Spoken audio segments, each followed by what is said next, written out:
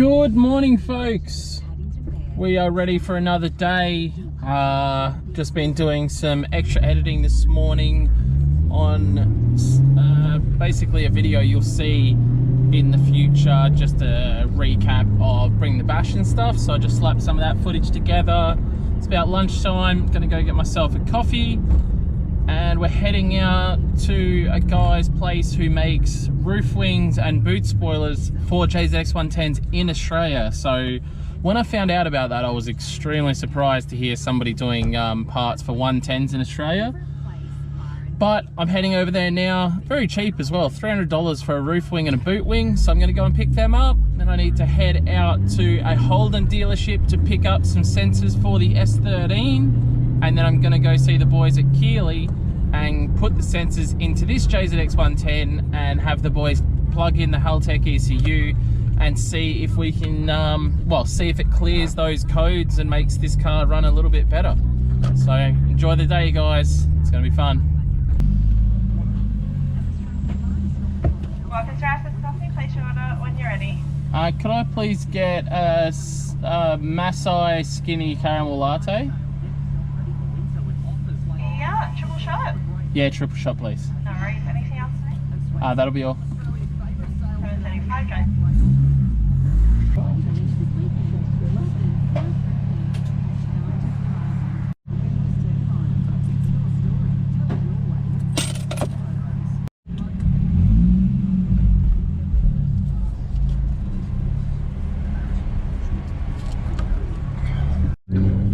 Okay, stoked. Just went to the house now, picked up the roof spoiler and little boot lip.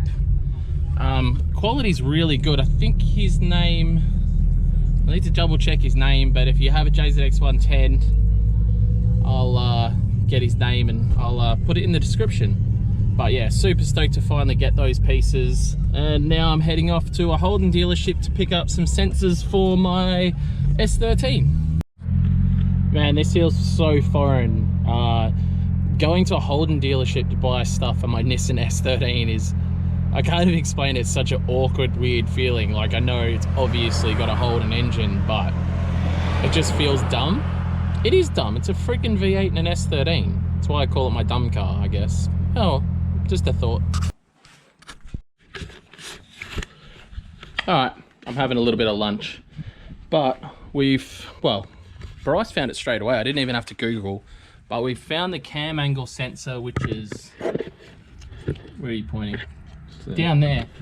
One thing we're stressing about right now is it looks like you may have to move the rail, but we'll get stuck into it now, and fingers crossed we do not have to remove the fuel rail, because that will suck immensely. If I can get to it.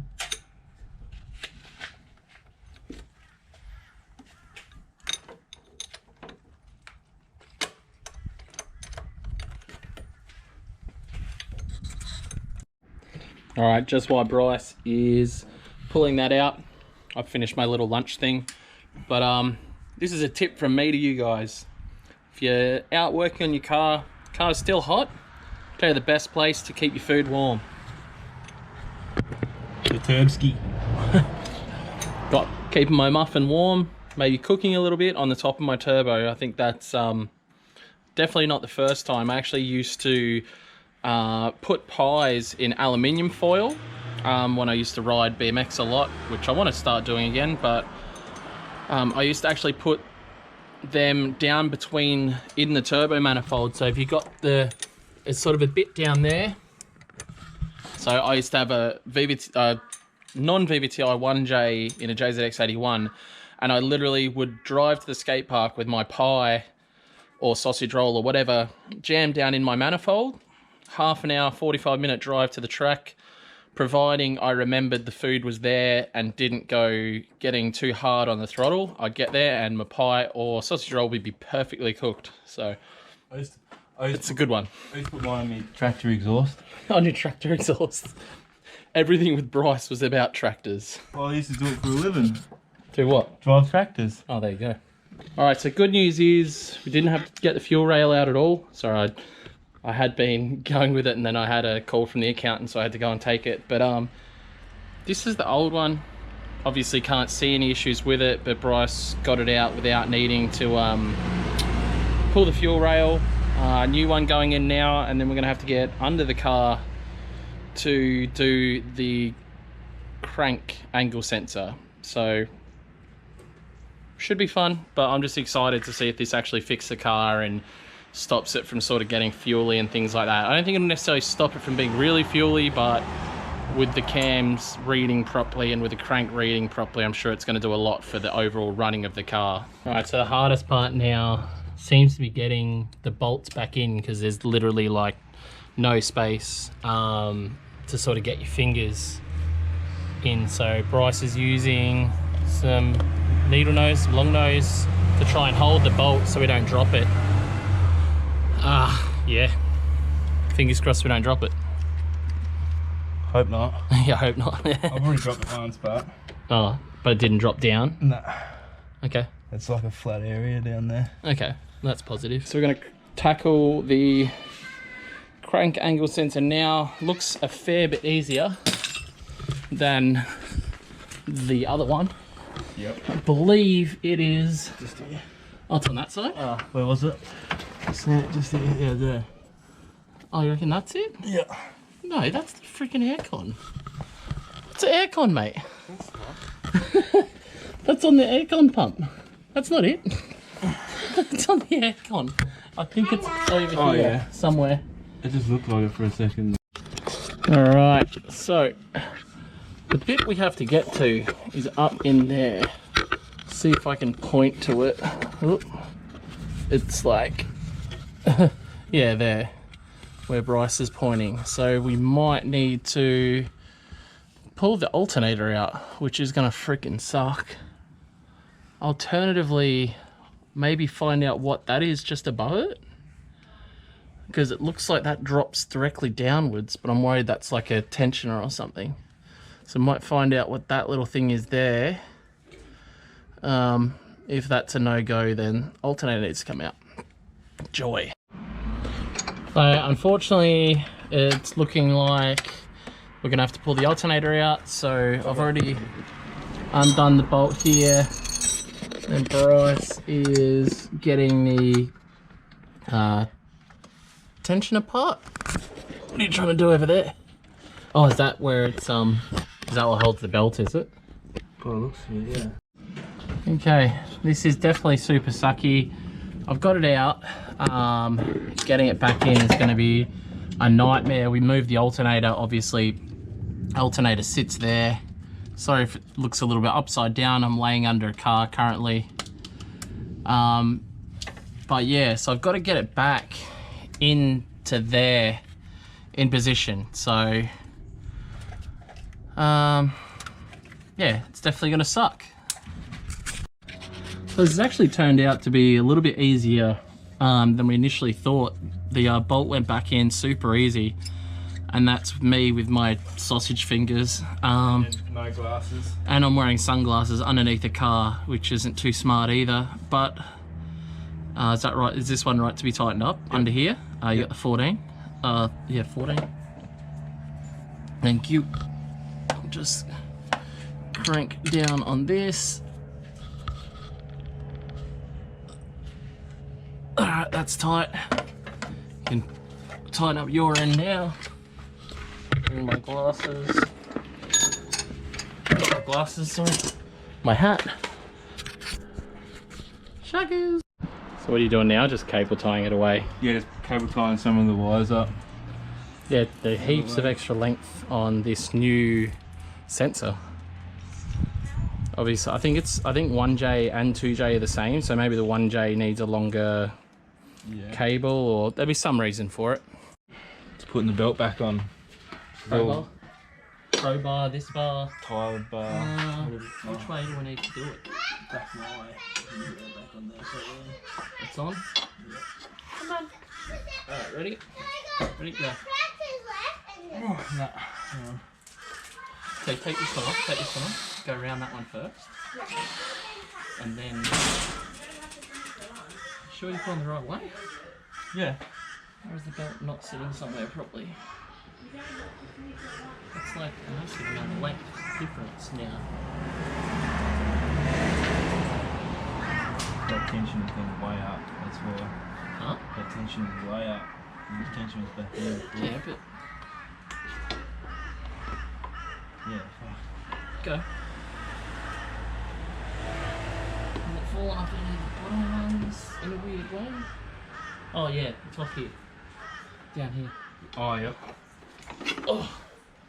Yeah, it's not sitting on that bottom one properly. Oh, there you go. So pull back to you again. Yep, that's on. And go on that one. No, go on your bottom one first. Go on that one. Push it. Right, ready? And then that should slip over. Go on, mate. Go on. Yep, that's it. Yep. There we go. We're on. Yeah. Looks good. This is all good. Yep. Alright, what's the verdict? We'll give it a fire up and See what it's see what it sounds like. Still got this stupid alarm. Don't worry, by the time the video goes up, you've only got a few days to steal the car if you know how to start it before I get it sorted. Okay.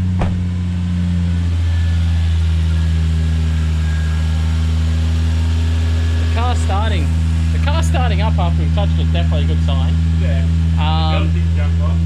Belt hasn't came off. I think I have the air conditioning on, so the idle seems really high at the moment, so I'll turn my AC off. So the idle's still sitting a little bit high, but yeah, the car seems a little less.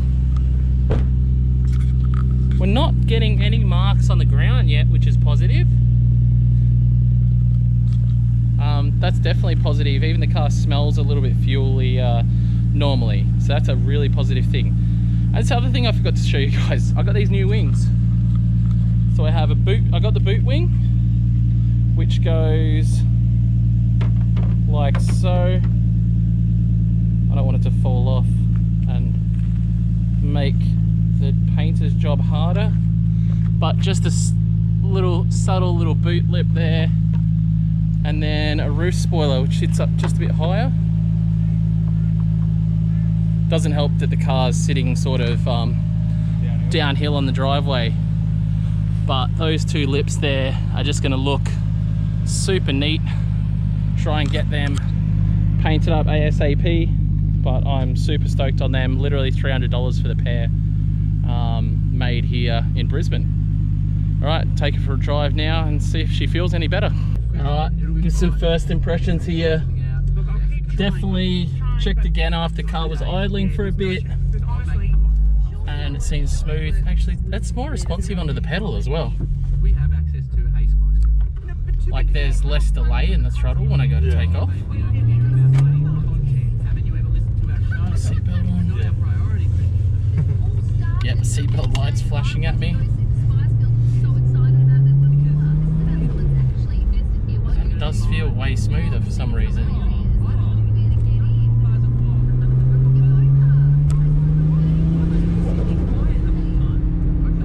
I don't know if I'm just like expecting it to be smoother so it feels smoother, Or whether it actually does. give it a full pull, as Cletus would say, full pull. Turn this corner here and give it a full pull. Alright, not a full pull, but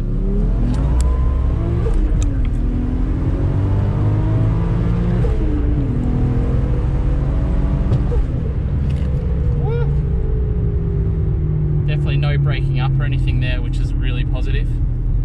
It was braking up a little bit last time, so on really high revs, so definitely felt good then. Looks like it's making a touch more boost. Really? Yeah, it's going up to like 1.5 bar, which isn't like the end of the world, it's still safe.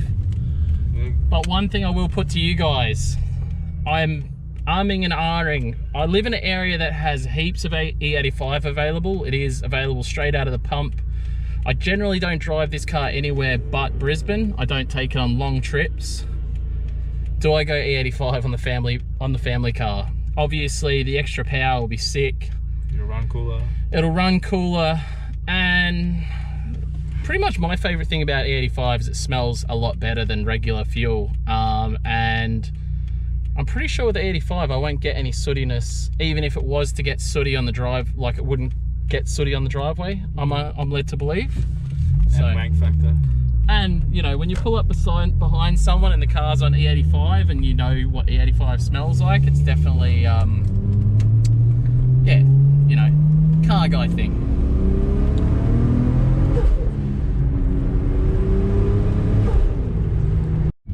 Just want to confirm with people that this is an 80k zone, so I'll accelerate up to 80.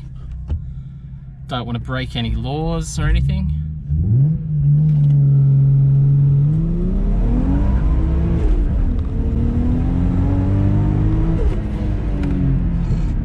That's a little bit more than 80. But yeah, as soon as I realised, got off the throttle. But yeah, you can see there the boost holding strong. It drops off a little bit in first for some reason. So I'm not sure what the situation is there. It's in first, if you watch it, it just drops off. So it'll go up to 1.5 and then drops and then builds again. So yeah. Anyway, definitely positive. The car's feeling heaps better when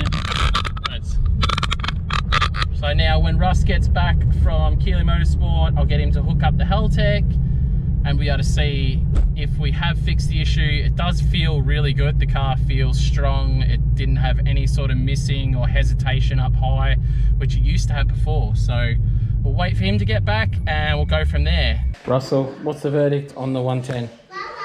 I need to look at it better. All right, basically, from what I can tell, the car's running a lot better, but Russ is saying there still could be a small issue with when the car actually turns on, it takes a fraction of a second. Because the Haltech is a piggyback, that could be where a small issue is coming from. But other than that, I did drive it. It felt awesome to drive. So we will start getting a few little things done on the S13 tomorrow. I'm going to fit the crank angle sensor on that, and then we are drifting because tomorrow's Thursday. So we'll see you guys tomorrow. Don't forget to subscribe, like, throw us some comments, and we'll see you guys tomorrow. Now, two burnouts.